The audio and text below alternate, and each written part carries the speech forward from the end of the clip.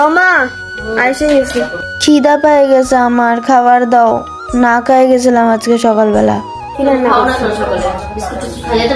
ভাল লাগে না তাছাড়াও সকালবেলা খাইতে। হাত ধোয়া হয়ে গেছে মা, তাড়াতাড়ি ভাত বাড়ো। এটা কি হচ্ছে? বন্ধ করে দেবো? বলো এবার কি কি রান্না করছো সকালে? হ্যাঁ। ও বেগুন আলু ধনে পাতা দিয়ে বড়ি দিয়ে ঝোল, ভাজা আছে করলা বেগুন আলু দিয়ে ভাজা। বাবারে খাইতে ইচ্ছে করে না এগুলা। এটা খা। তা ঠিক আছে। আর কি উপরে কি দেখলাম, ওটা কি হচ্ছিল? আচ্ছা শশা। সকাল 7টায় টিউশন গেছিলাম, আস্তে আস্তে 10টা বেজে গেছে। আর তারপর তো এত মানে কি খিদা পাইছে যে আমার মাথায় কিছু কাজ করতেছিল না। তো এখন আমি এই ভাজাটা খাচ্ছি, যেটা কি বলে করলা বেগুন আলু দিয়ে করছিল।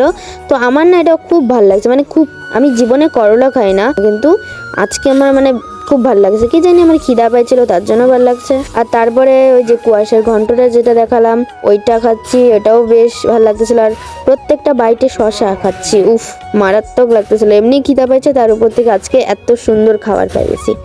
আর মোস্ট ফেভারিট আমার এই ঝোলটা, যেটা হচ্ছে টমেটো বেগুন আলু ধনে পাতা দিয়ে করে, মানে এটা মারাত্মক লাগে খাইতে। ওই তো আমি বললাম এটো করবো, বলে হ্যাঁ কর এটো। তো আমি কি করবো এখন? আমাকে কেউ দিচ্ছেও না উঠায়।